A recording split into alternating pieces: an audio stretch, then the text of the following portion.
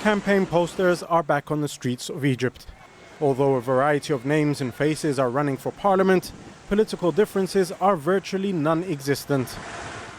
There are no opponents of the country's leadership on the ballot paper, a stark contrast to the last time Egyptians elected a parliament.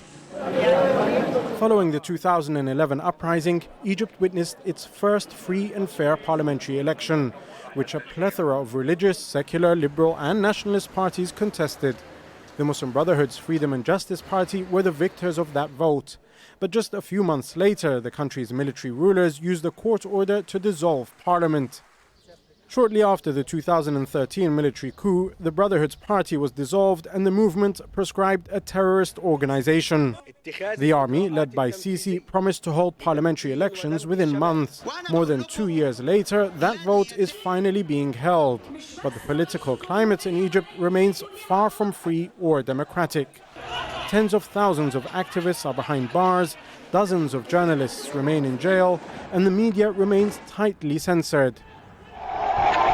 As a result, several parties, including the April 6th youth movement, which was pivotal in toppling former President Hosni Mubarak, are boycotting Sunday's poll. For President Sisi, it's important that a new parliament is formed.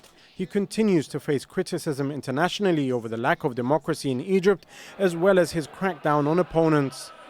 The new parliament will be presented as proof of a political process, but it will be deeply flawed, with most of the major political parties not having contested the election.